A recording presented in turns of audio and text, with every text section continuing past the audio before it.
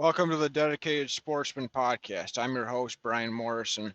This is the first guest episode. Today we're joined by Michael Kirby of Camochair Productions. We'll be talking today about public land turkey hunting in the state of Maryland. We'll talk about tips and tactics for hunting public land birds, especially pressured birds. We'll also touch on some hunter etiquette issues as well as some controversial subjects about fanning and decoying turkeys. Hope you enjoy the episode. It was a pretty good conversation with Mike today. Thanks for tuning in.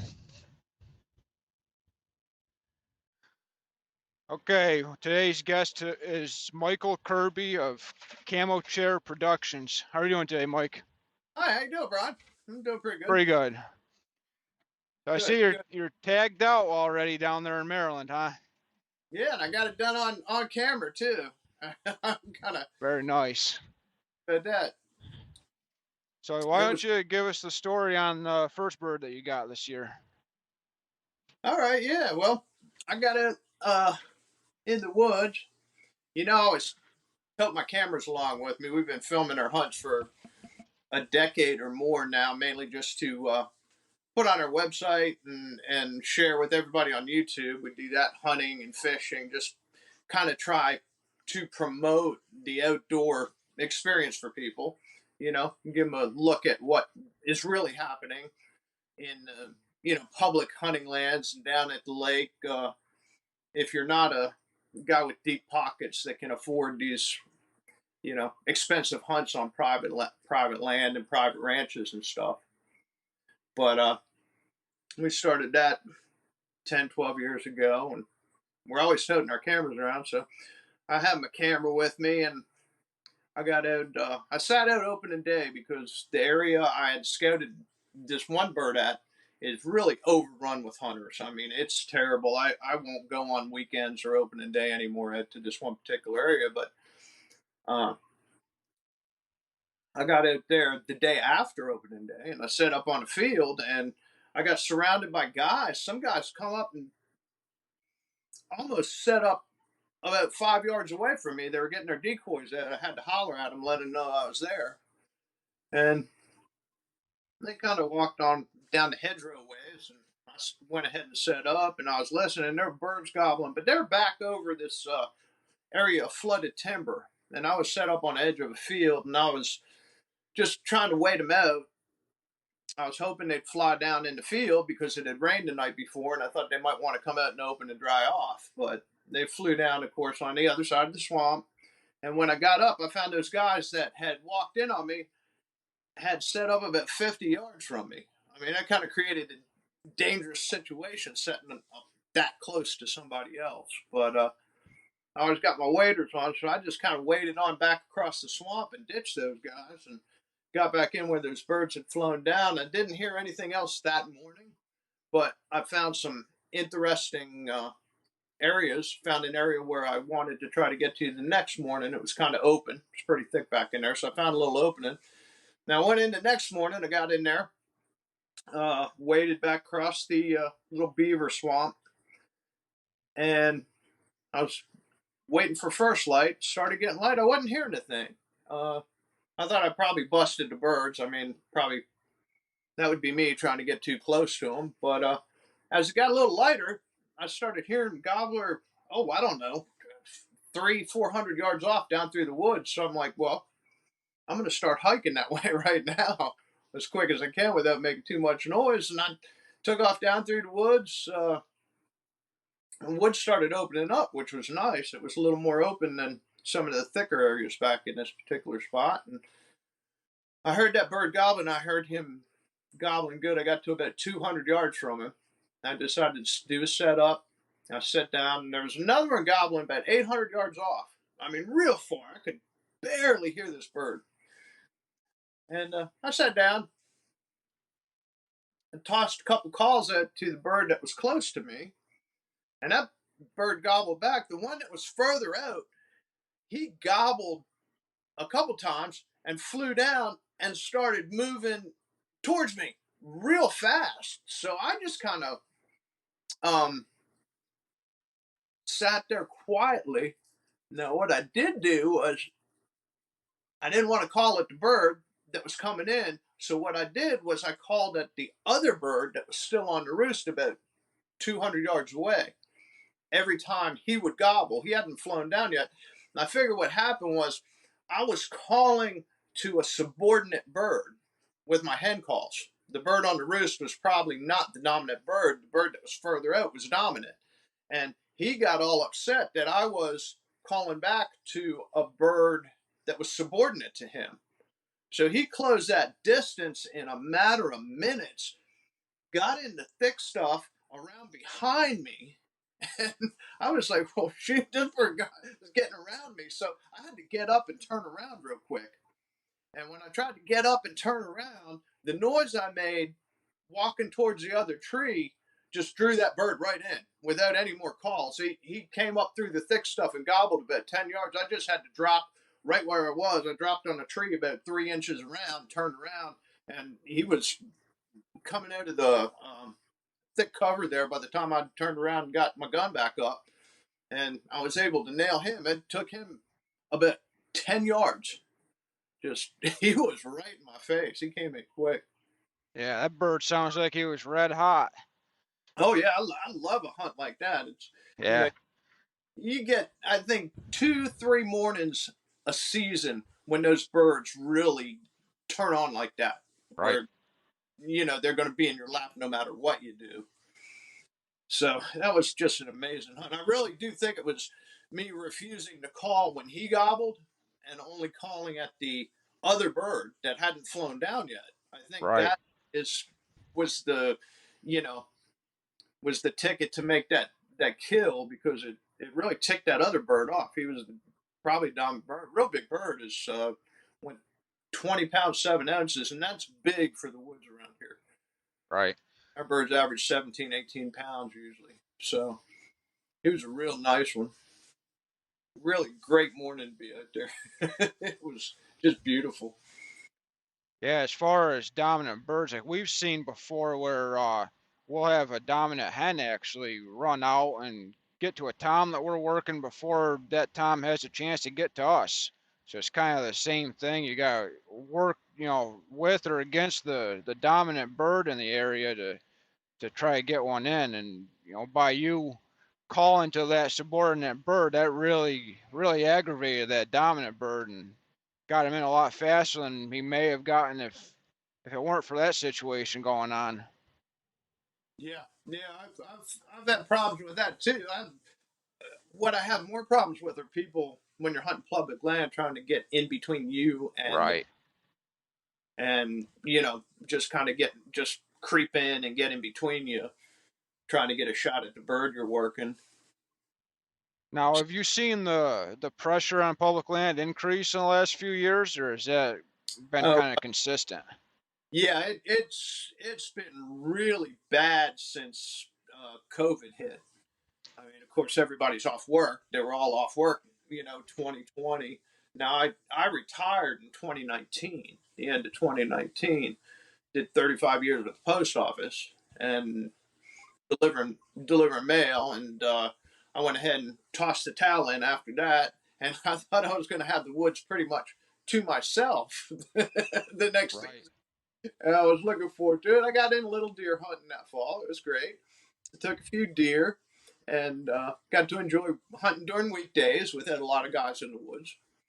And then the next spring, I was all geared up for turkey season, and here come COVID, 2020, and I just saw the pressure just go through the roof. I mean, everybody and their mother was out there trying to hunt turkeys. And you think that's an increase of hunters that have never hunted before, or just Well, an increase in pressure because everybody's off from work? there's a lot of that. I mean, I started hunting turkeys back before it was popular, the late 80s, Right. before they had really restored the birds. And when I started, I was hunting a 2,000-acre piece here close to home. I actually killed a turkey, called turkey, and killed it before I'd killed my first deer. But back then, on this 2,000 acres, there was me and one other guy hunting the whole place for turkeys. I mean, nobody did it. Right. And if we pulled up and saw the other guy's truck parked where we'd been hearing birds, we drove down clean to the other end and let the other guy have at it. We didn't go plowing in there on top of him. And I've just seen the pressure increase over the years. The mid '90s, a lot of people knew, a lot of new hunters, a lot of new people started getting in the woods, and that courtesy's gone out the window. People come right in on top of you, knowing you're there. I've had people, get in between me and other birds, and that can create a dangerous situation. Me and Of my son course. were hunting a bird a number of years ago, and we had that bird gobbling. He was taking his time. He was 100 some yards out when we set up on him, and he was strutting up a fire trail through the woods, and we were set up over the ridge of a little hill, just down off the side of the trail in a deadfall. And we were calling to this bird for quite a while, and he was coming in, not real fast though. It took him, we'd been on him for an hour or so. He closed the distance to about 30, 35 yards, getting to the point where we could see every now and then we'd see his head peek up real quick and look over the hill and duck back down. We'd see the tip of the crest of his fan going back and forth there. And he was just nonstop gobbling a lot that morning.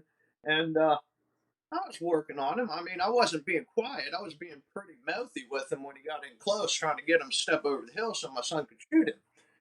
And just as he got to that point where we were starting to get glimpses of him, just we hear this boom, and we got sprayed, shot. I mean, for the grace of God, we still have our eyesight. We didn't get hit, but somebody had crept up on that bird from the other direction and took a shot at him. Now the bird flew off, and we didn't get hit, so I guess that was a good respect. There were no injuries that morning, but the guy took off running, didn't even come over to see if we were okay when we started yelling at him not to shoot anymore. And so you do got to be careful out there, especially on these crowded public lands. Have a little courtesy for your fellow hunters. That's why right in the game book it says not to stalk a wild turkey. Right, right. And I mean, that's not the only incident we've had with people. I mean, we've been aware of people getting in between us and the gobbler, and they give us the old, "Oh, I thought you were a hen." I'm good on a turkey call, but I'm not that good. Right. It's like it's just rude and get people right on top of you. Like those guys from the hunt this season. I mean, they had come in. I'd made them aware of my presence, and they'd only moved off of it 50 yards and set up anyway. So I Right. mean, at that, you're liable to injure somebody if they're downrange when you shoot, and that bird can get between you and somebody else really easily. Of course. Well, I mean, it's just changed a lot. But back to your original question about the pressure, I do think that the past since 2020, I've seen the pressure kind of fall back a little bit this year. I think people are getting back to work. Right. I think a lot of what happened the past few years were just because of people being off work, being able to get out there. This year it seemed a little better.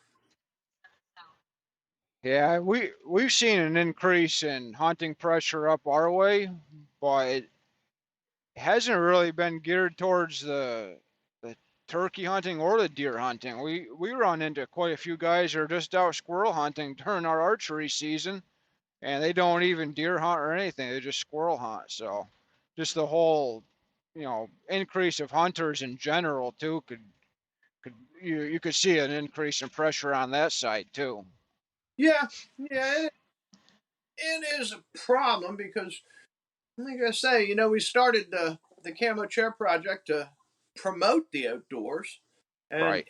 good for the game and the wildlife because the license fees and they help the fish in the game, and they help the Department of Resources, do the work they have to do to improve the habitat and improve the fisheries and stuff. But it's a double edged sword because you get out there and there's so many people out there, you can't have a nice afternoon in the woods and enjoy a hunt where you're not interfered with or disturbed by someone else. That's a problem. It's just kind of unpleasant to go through all that effort to lug all your gear out in the woods, and then I like to get in there 4:30 in the morning and be set up near a roost, and then the bird starts gobbling, and you got some guy come plowing in on you and scare the bird off and ruin your hunt for you 10 minutes after the sun comes up. Right. A lot of guys, seems like they don't go out that early in the morning. They'll get out there, right as it's getting sunrise or after sunrise too. So then, you've already been there for an hour and a half or so or longer, and then you got somebody coming in on you. Yeah, that after I took my first bird, there's another bird I was hunting down there. I spotted a strutter in the field, and I'd been hunting him for a couple days. And then these two guys started showing up every morning. Now they were getting there early, but they would start about 4:30, quarter of five, walking up and down the field edges, shaking a box call, making it clack together, trying to make it sound like a goblin, shock one into goblin. And they'd start about a half hour before first light and walk every field in the place. And if they heard a bird gobble, they'd run right over to where, I mean, I'm sitting there in the woods. I can hear this happening in the dark. And they heard a bird gobble, and they'd run right over on top of it and start shaking that thing. I never heard them hen call.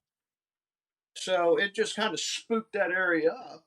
As it turned out, it was a good thing because I decided to abandon that area and go ahead and try a different spot. Now, I do a lot of preseason scouting for turkeys. I'm out there every chance I get before the season opens. So I had quite a few birds located on several different public hunting areas. So I just rode down to the other one when those guys started doing that, the pressure got so bad up there I couldn't deal with it anymore. I just said, oh, well, I'm not going to hunt you anymore. I'm going to go over here and see what these other birds are doing. I managed to get in that area and take one the second morning I was back in there. And I got hit. That was a crazy hunt where that bird flew down on me in the dark before the Yeah. I watched the video yesterday, and that's probably by far the craziest story that I've ever heard as far as yeah, turkey hunting goes. I have never had a bird fly down. That bird flew down. It was pitch black. He started gobbling at those deer blowing, running off through the woods and blowing at me. And he was on the ground. It couldn't have been 10 minutes after 5. And first light, I believe, was 5:29 that morning. So it was pitch black when that bird flew down. And he started coming in the dark, too. It really kind of surprised me. I had to sit there real quiet for 20 minutes until it got light enough to see. I was afraid he was going to walk by me in the dark and bust me. He came into 60 yards by the time it got light. I looked at my phone uh, right after I recovered him. It was 2 minutes to sunrise. 2 minutes before sunrise when I shot that bird. Yeah. Now, with that bird flying down as early as he did, does that lead you to believe that they might be able to see better in the dark than people think? I really don't know because I mean we didn't have. It was dark. I went in without a flashlight and I was walking real slow so I wouldn't trip on anything in the trail. But I think they can see pretty good. That's the thing is I know you probably do a lot of deer hunting. I know I do, and I think if you've gotten up in a tree stand an hour or so before dawn and you're sitting up there 20 feet like a roosted turkey looking down, you can kind of see the ground a little bit even before it gets light. Right. I mean, if there's some moonlight or something or a nice clear evening, you've got a good view of everything around you for several hundred yards from your tree stand. And I think they can probably see okay. I think that bird was just really worked up for some reason. I don't know why. It might have been the fact that that was the second day I'd hunted that spot. The day before, I didn't hear any birds, but I happened to be walking through an area and bumped a hen that was out feeding in the leaves, scratching in the leaves the day before, about 8 in the morning. because I was walking around trying to do a little running gun, see if I couldn't get a gobbler to respond to me. And I come up on that oak flat, and that hen had been up there feeding. And when that turkey did what he did and flew down in the dark, I was pretty much right on top of where I had bumped that hen. I think he thought I might have been that hen because he was gobbling at me walking in the leaves without ever calling on a turkey call. So I think, that might have played into that a little bit. He just was convinced I was the hen over there because I'm sure he knew where his hen was. Right. But A lot of times, they know where one another is when they fly up. So if you get close enough to where they thought the hen was that was with them the night before, right, I think that you can happened. fool them into thinking that you're the hen they went to bed with the night before. Yep, yeah, that's probably had a lot played into it there. And I've said for years you should probably, you know, you're hunting a gobbler, but you should study and target the hens because that's what the gobbler is interested in. That's what you're trying to imitate. So if you can figure out what those hens are doing, and especially a little later on the season when those hens start nesting out and they're not going to the gobbler, if you can get into areas where the hens are feeding, where hang around where the hens, the thicker cover where the hens are nesting, you've got better odds of getting a bird because they will think you're one of the hen flock.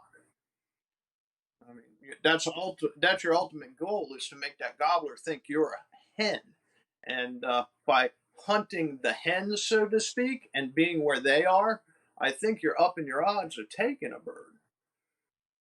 Just because you're giving him that impression that you are one of the hens that are around that area.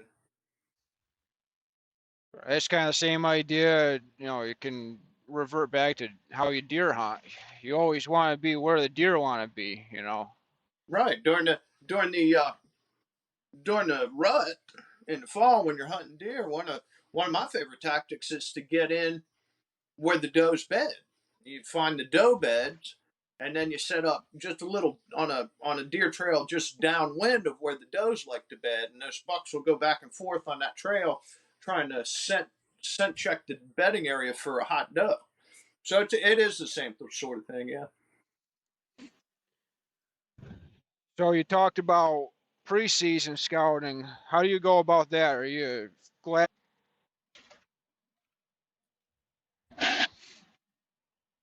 No, what I like to do, I like to start. Right. Our season kicks off in April here, so I'll start mid March. If I'm looking at a new area, I'll go as early as mid February and just try to locate some flocks of turkeys, see where they're feeding and stuff. That was a subject of a video I shot for our website a number of years ago. I was hunting a new area up in the mountains, and I went up and just got a general idea of the lay of the land. Go out early before it greens up if you're hunting a new area, and look it over, get an idea of where the hills are and where the gullies are. Try to find fields adjacent to thicker woodlots where hens could nest. So you figure the activity, feeding and breeding activity and the strutting activity will be out in the field, and if it's got thick cover next to it, that's even better because the hens will be there to nest. But uh, normally, if I'm on land that I've hunted before and have a good idea of the way it's laid out, what I'll do is I'll get out there middle of March and I'll just go and find a little high ground and just sit quietly and listen. That's all I do. Just try to figure where the birds are roosting, and they have preferred roosts, but they will move around some. The composition of the understory changes. It can get thicker. Predators can relocate flocks of birds. So I'll just go out there and listen. I don't believe owl calls or crow calls, anything of that nature, are necessary. You just find some high ground, get up before the sun comes up, and keep your ears open. And those birds will tell you where they're at. I hear a lot of guys nowadays using owl calls and crow calls and stuff constantly, and if it works for you, great. But I found if the turkeys are going to I've even gobble, tried, they'll go to ahead and get a gobble bird on to their own. gobble on an owl call, and I remember years back I could get them to gobble on it, and now it seems like they don't want to say a word when it comes to an owl call. And even when you hear owls in the dark, calling on their own, you don't hear turkeys gobble at them. In my area, anyways. I mean, you see it Mhm. on different guys' YouTube channels Right, where they go right. out and throw an owl call and the birds gobble at them, but you know, I almost wonder if that's the turkey adapting because owls are a predator for Yeah, turkeys. A lot of people don't realize that, but you know, owls, if they can get a turkey to gobble, there's nothing saying they're not going to try and knock that bird off the roost so they can kill it.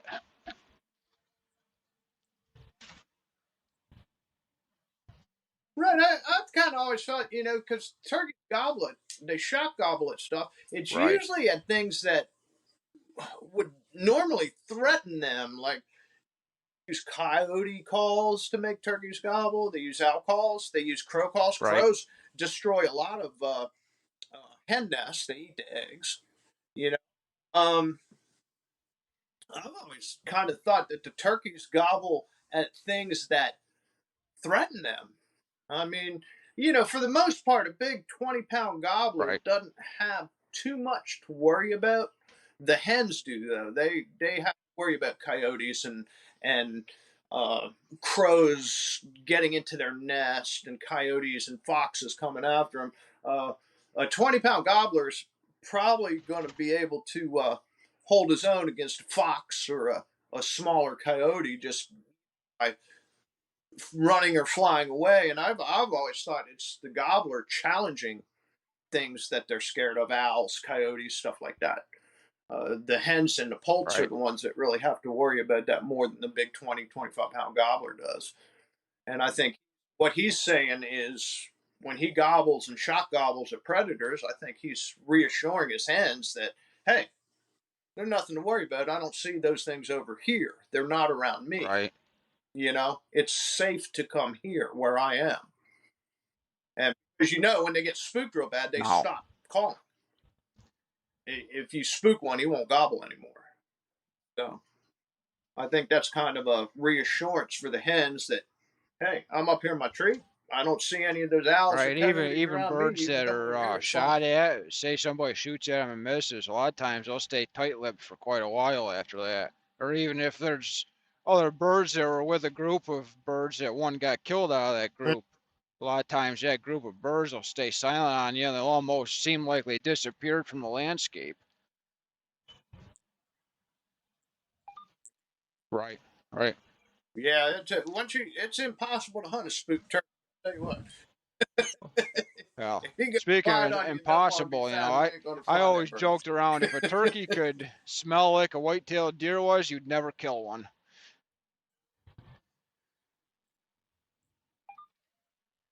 That's the truth. That's the truth. They can be tough.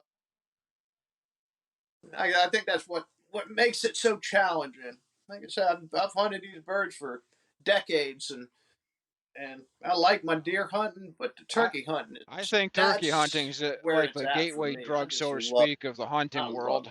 Once you get somebody involved in turkey hunting and they get hooked on turkey hunting, that's the it. end of it. They're gonna be hooked on hunting for the rest of their life, I think.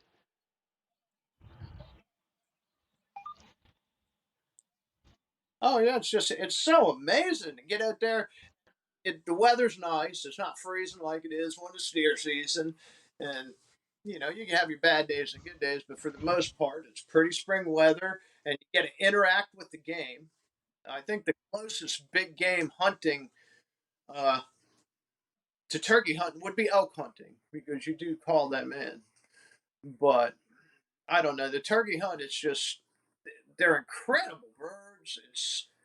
It's just an amazing experience Yeah, to be out especially when there you're in the woods sitting and there hunt them, basically carrying on a conversation with interact a with them. wild animal. That's the amazing part of it. And being able to fool that bird into thinking that you're a real hen. Mm.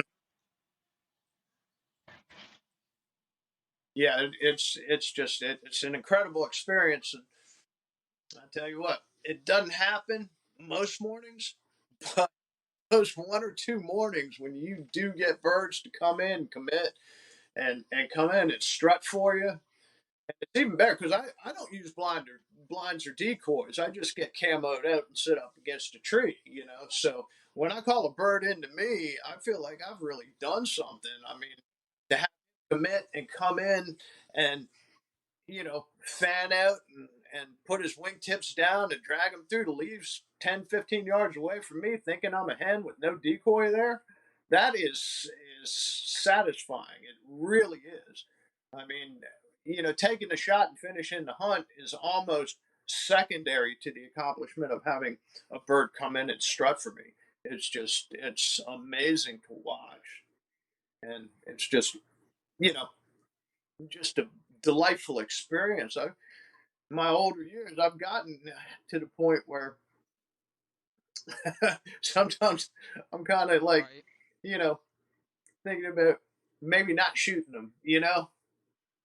Not that that's going to happen because I like to eat them too much, but it's just such an amazing experience. I want it to last longer. I used to just, as soon as I got a glimpse of them, Right. shoot them. A lot of times I'll let them come in and strut around for a while now and just watch them.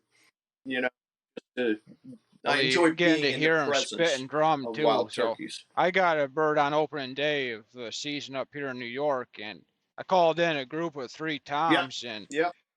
I know they were strutting because I could hear them spitting and drumming, but I couldn't see them. They were close enough where I could hear them, but they were Yeah. just on the other side of this They're little close when rise they're where I doing couldn't that. see the birds. Just that's the sound of that spit and drum. That really gets your blood boiling almost more than a gobble does to me, anyways, because you know they're close.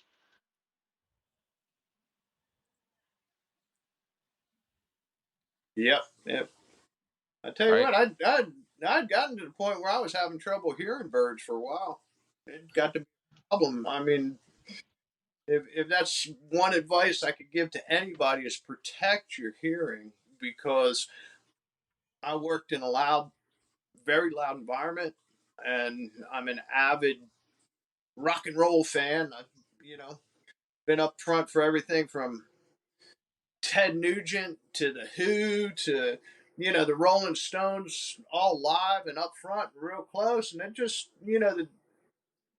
the constant abuse of your hearing. And I lost my hearing. Me and my son had a hunt 2 3 years ago, and this was at the end of my cold streak. I had a little cold streak going on there, dry spell for 2 years where I didn't get a bird, which is unusual for me. I usually get a bird, if not two. And even on these hard hunted public lands, I managed to fill a tag. But a couple years there recently, I had a dry spell and I didn't get a bird, and I thought I was losing my edge. But then I went on this hunt with my son, and we were sitting there. We set up. I took him in to the spot where I'd been getting on birds on the roost, and I can hear them up in the tree fine, but I just thought they were, getting quiet on the ground. So I took him in, and that bird started gobbling. My son was surprised because I'd gotten within 50, 60 yards of him. That was another thing as my hearing went. I was bumping a lot of birds because they sounded like they were further off than they actually were to me, and I was getting too close. But we set up 60, maybe 80 yards from this bird on the roost, and this bird gobbled 4 or 5 doms and flew down. And he'd gobbled at me calling, so I was doing what I usually do when a bird gobbles back at me. I'll wait till 8:30, 9 o'clock to see if he'll sneak back in after he goes off with his hens and just wait on him. And I was sitting there and sitting there. My son keeps looking at me and he says, "What do you want to do now?" And I was like, "Well, I'm trying to wait this bird out." And he says, "You don't want to go that hunt the field where he flew down." And I was like, "What are you talking about?" He says, "You haven't heard that bird out there gobbling in the field for the last hour?" And this field, keep in mind, the field's only about 150 yards out through the scrub there. And I hadn't heard a peep after this bird flew off the roost. And I didn't really believe him. But he looked me straight in the eye and said, "You did not just hear that bird gobble." And I didn't hear a thing. I hadn't heard a thing. So we snuck over to the field. And sure enough, as we got up to the field edge, there was a bird out there gobbling on his own. And I just hadn't heard him. So that. that's something you really got to protect is your hearing. I mean, it's not just the shooting unprotected. If it's just everything adds up after a while. The lawnmowers and the jet planes and everything. You got to take care of No, your hearing if you're a the turkey thought hunter. of not being able to You hear don't a want to lose turkey that. gobble, I don't know if I could deal with that.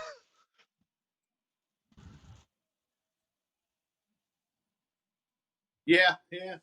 Well, I fixed it. After that hunt, I went and looked into the. I'm not being paid by these people to say this, but I went and looked into the Tetra amp pods that they make for hunting purposes, and I got them, and they're a little expensive, but I tell you what, I can hear these birds again. It's amazing how well they work. They're little in-ear devices that you just little in-ear hearing aids, and you can hear direction. You can tell where it's coming from. And if anything, now I'm setting up a little too far out on these birds because I can hear them again, and I'm afraid I'm going to spook them. But it's amazing the difference being Yeah, able to hear probably birds from in the the woods years as of far as not being able to hear as turkey hunting well. goes. Now you can hear so much better. It kind of messes with you as far as knowing how far away something is because it sounds louder than what you're used to.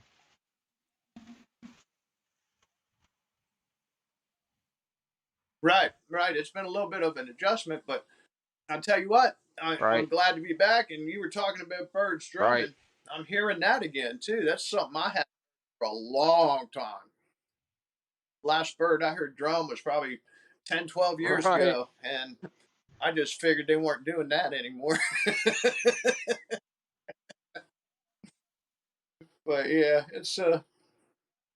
right, it's a right. wild sound when they kind of like it's almost like a hum. So It's just incredible, I'm not sure. incredible. I don't Uh, think they know how they make that sound. I've watched them. We had a bird a few years Yeah, ago get real I close to us try to strutting, and read. it seemed like every time he dropped his wings, he would spit. It's almost like he's inhaling Mm-hmm. or then letting out air forcefully when he lets his wings down to the ground.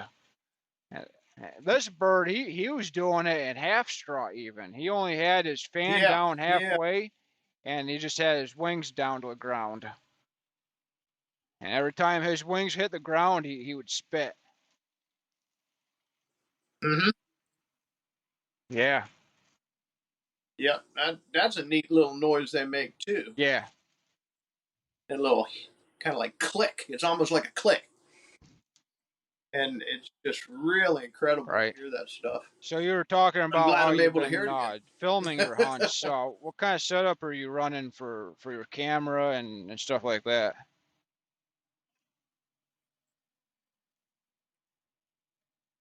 Well, I never really spent a lot of money on top of the line gear. I just used a little handy cam. Uh, Set it up on a tripod. Just I'm using a Canon MF 500. I don't think they make those anymore. I'm nursing those through as long as I can. But consumer consumer grade camcorder, uh, and I do use a directional microphone because I found that with just the normal camera, not only do you have a lot of wind noise if it's a little breezy, but you can't hear the turkeys gobbling unless they're 10, Right, 15 yards out on the built-in microphone on camcorders. So one that you can attach to the camcorder, and it's a directional microphone, and that really picks up those gobbles and other sounds turkeys make. I think that helps improve the videos because I know you see a lot of videos on YouTube that have the little right, star beside them, and they just write gobble, and you can't hear it on the right. video. That's such a big part of a turkey hunt, or is the birds gobbling. So I'm You using got that that. I just tripod all uh, camoed got out me a little too? tripod to set it up on. Oh yeah, I Okay. use just Yeah. store bought camo I tape. just The spray spray painted chip my off too tripod fast, so I get that right cloth. before turkey season. That. It's already starting to wear off, so I'm gonna have to put tape on it.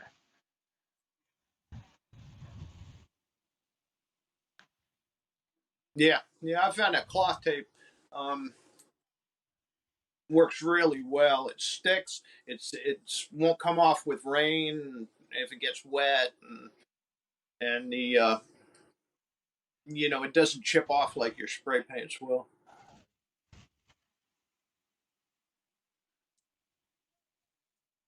But that's all I take with me is just the consumer lever camcorder. I'm gonna have to eventually replace mine because the beating they take in the woods is Right, incredible. right. I'm surprised I haven't You, dropped one out of a you tree don't stand you yet. don't use Knock a on wood. GoPro or anything for second angles? I've known some guys who've done that with.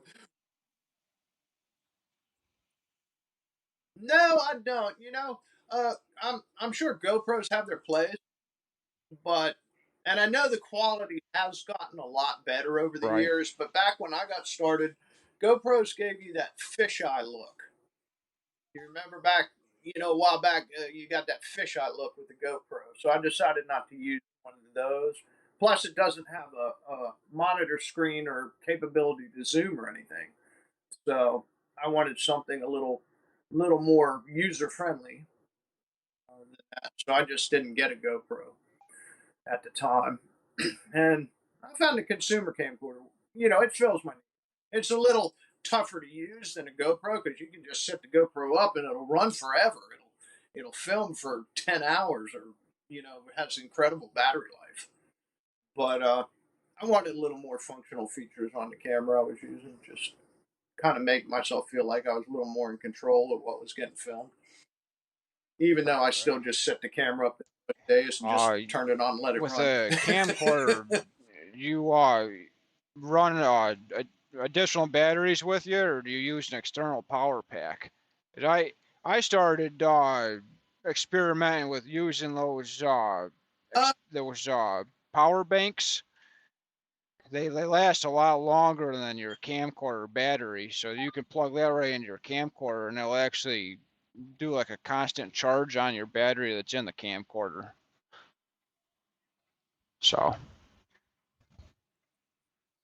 oh, that's a neat idea. I got the larger size batteries that have a right. 3 hour life to them instead of the little 90-minute batteries. But I do extra extra battery or two in my pack just in case that one goes dead. But I found that the larger 3 hour battery, it's usually enough to make it through a morning turkey hunt, and it works well for deer hunting too because Right. when you're deer hunting, you can just put the camera on standby, and that doubles the battery life. Because you're up in a tree stand and you can see the deer coming and have time to get the camera turned on and up and running. So I'll sit up there in a tree stand most of the morning, and the camera's just on standby. You know, so it's really a 6 hour battery at that point. But I missed getting a big bird on film a couple years ago because he had stopped gobbling, and it was getting to be about 8 o'clock. So I put the camera on standby, and that bird just materialized out of the brush without ever gobbling again. 20 minutes, half hour later, and I was sitting there. I did have my gun up on my knee, and this bird was about 15 yards. And I decided, okay, well, I can go ahead and shoot this bird, or I can try to go over there and get my camera on to film it and scare him off and not shoot him. I tell you what, so I went ahead and shot that one. Didn't get it on film. But I'll tell you what, just filming the hunt, it has cost me no end of shot opportunities a game. I mean, I went into it, thinking, okay, if you're going to film the hunt, try to get good footage, and if you can't get good footage, you know, pass the shot for another opportunity later on. I went into it with that kind of thought pattern that I wasn't going to shoot the game unless I could get it on film, you know? And it has cost me so many shot Right. opportunities at Yeah, bucks and I've turkeys over the year been just messing because I around with couldn't trying to get it on film for the film. last few years, and I've got a lot of stuff on film. Last year, I got a bird on film. I actually had it was a Jake, but I had him come in, and I had a Jake decoy in the field with a hen decoy, and the Jake, him and a little bit smaller Jake came in, and they actually jumped on the decoy, started trying to fight with it and everything. So I got that all on film, but that's the only turkey I've had on film that I actually got the shot on film.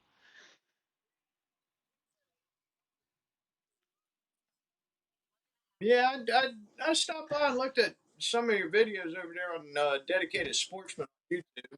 And checked out a few of I those. think getting the But turkeys on it can film's be harder hard to than get the deer for turkeys on sure, film, because you that's for can't get sure. away with it as much. If you're in a tree stand trying to film a deer, you can get away with a little bit of movement, but with a turkey, man, you got to have that camera set up right where that bird's coming. Otherwise, especially doing it by yourself, it's different if you got a cameraman, but you know, Oh, yeah. you almost have to predict where that bird's gonna pop out and have that camera pointed that way, zoomed in already, and even focused in already, because otherwise it's almost impossible, I think.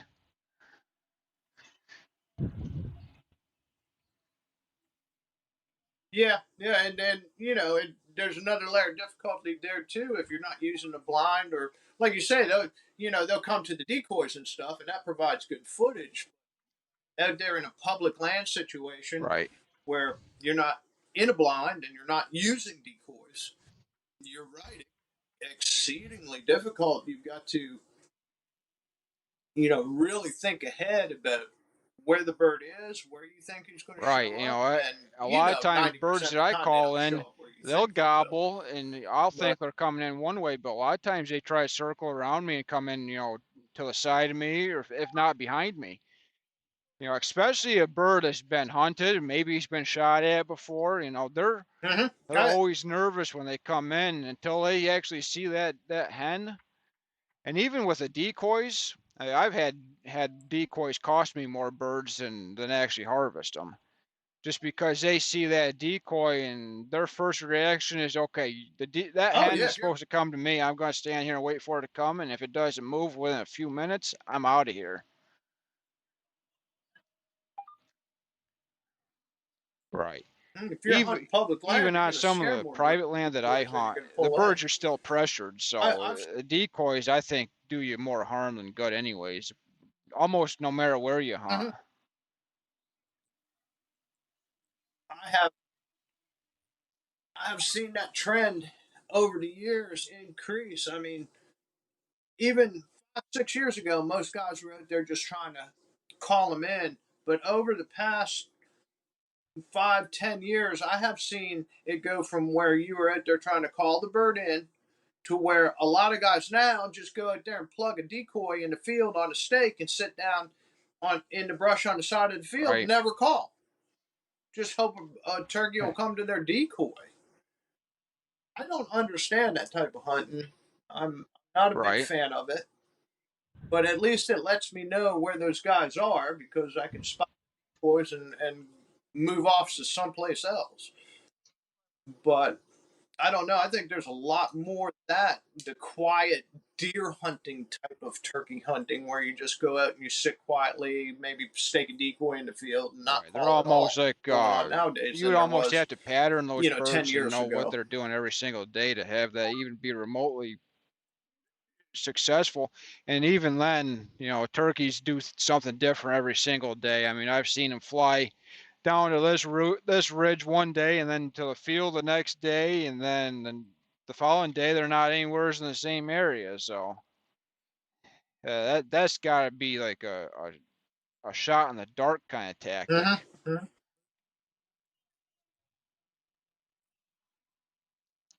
Yeah, I've seen a lot of that on the public lands around here. I've also seen, uh, I think, a guy cost us a bird putting a decoy out this year because we had gotten in on this bird and I'd hunted him the day before. And it's actually where I called in those three jakes.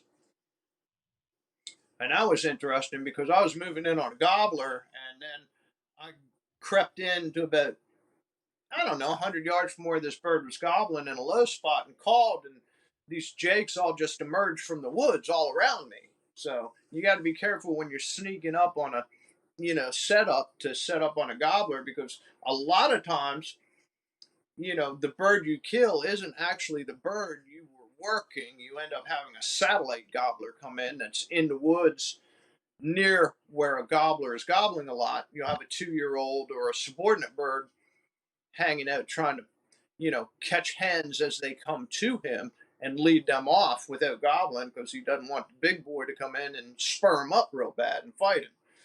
But I had all those jakes come in the day before. Me and my son got out there the next morning, and I had set up a little closer to where that bird was roosting, trying to get Michael on a bird, my son Michael. So I had already fixed up a setup. I knew where he was roosting. I knew where he was flying down and strutting. So we went in the next morning and set up within about 60 yards of the low spot. And that bird was roosted off on some flooded timber about 30, 40 yards from that. And we set up, and the bird started gobbling, and I gave him a little tree talk, and he went ahead and flew down, pitched down into the field, and started walking back over to the low spot where he stood and gobbled, which was about 40 yards from where we were. And I was figuring he'd get over there, and I'd give him some sweet talk, and he'd come stick his head up over the rise, and Michael could shoot him. And I was going to film that. And we were filming. And over the course of the next 40, 45 minutes or so, I watched that bird walk out of the cover towards the low spot, stand there, crank his neck down lane. He was looking down along where we were sitting, which was a little 2-track that went back between two fields. And he'd walk out and he'd look down there, and then he'd walk back around behind the brush and start gobbling again. So I'd give him a few more purrs and some clucks, did some cackle after a while, some cutting, and he'd step out again and he'd look down there and he'd kind of crane his neck and he'd walk back away where we couldn't see him. He'd start gobbling heavy again. Now, eventually, this bird went ahead and drifted off across the field. And I told Michael we were going to have to get up and maybe have to slip through the woods and try to get down around in front of him and try again. And when we stood up and looked behind us, some guy had snuck in there behind us and put a decoy right out in the middle of the trail. Never made a sound. And I am sure the reason why that bird was not walking down that 2-track to us He was was because trying to he get was that seeing that decoy to come decoy to down him, there. and he didn't want to go anywhere else until that hen came to him.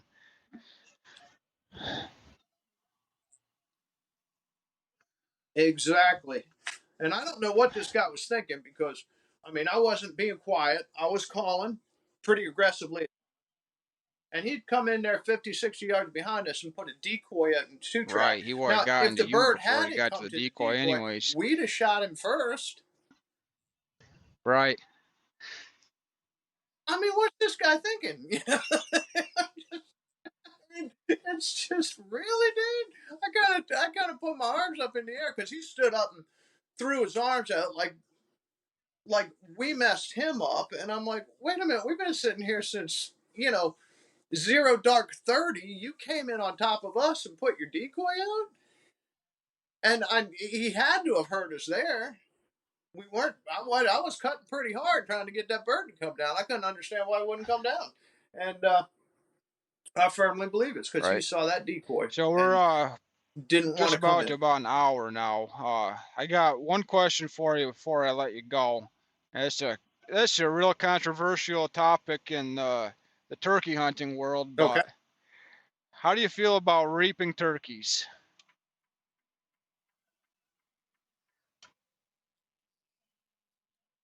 Yep.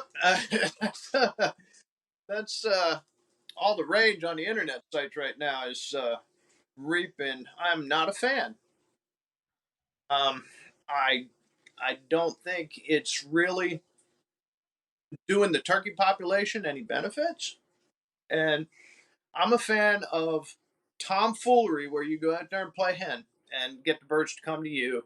I Aside from the Right. dangerous aspects of it, going out there and carrying a turkey fan around, I just don't think it's all that fair chase away to hunt them. I'm also not a big fan of decoys, Right. especially decoys with full fans.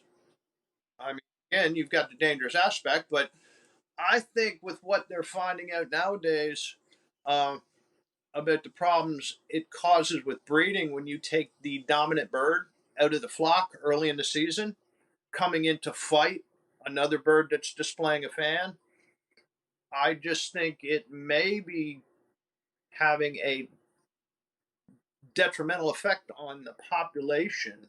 Uh, Right. I mean, there's a reason you don't use electronically recorded calls to turkeys. It's too effective. And if that is found to, be having a bad effect on reproductive success for turkeys using fans and decoys with fans, I'm thinking maybe they should take a hard look at restricting their use. Maybe only letting them be used Right. in the I did late part of the see season an after most of the hens article are bred or something. You know talking what I mean? about some states I mean, considering outlawing reaping as a tactic. As far as the decoy itself, I'm not sure, but definitely they're definitely considering outlawing the act of reaping, what they call reaping a turkey, just because it is such a it's effective, but it may be causing more damage to the flock than people realize. So I'd like to see a study on that, and then you would have to yeah, see your game departments make a difficult decision that most hunters wouldn't like, but at the same time you gotta look out for the wild turkey, and if we kill them all to a point where they can't reproduce fast enough to keep up with our harvest, there'll be a time where you won't have any turkeys to hunt. right. And hunting back in the late '80s when they were just beginning Of course. restoration efforts, I can tell you it's a lot harder to hunt when you only got two birds on several acres as opposed to 20 or 30 birds on several thousand acres. It's a lot harder to hunt them when they're few and far between. But I don't want to come out against accepted hunting methods.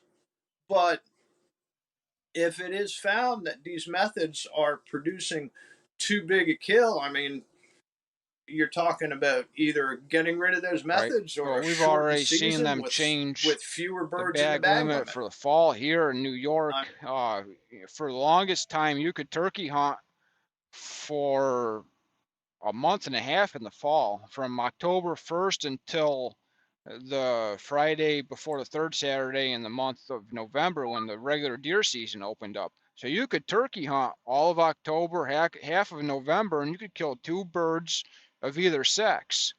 And they found that that was too much, so they reduced it to a 2-week season with one bird limit for the fall season. So, they're definitely taking a look at this, but the unfortunate part with all this stuff is by the time they realize how much damage it's doing, I feel like it's too late.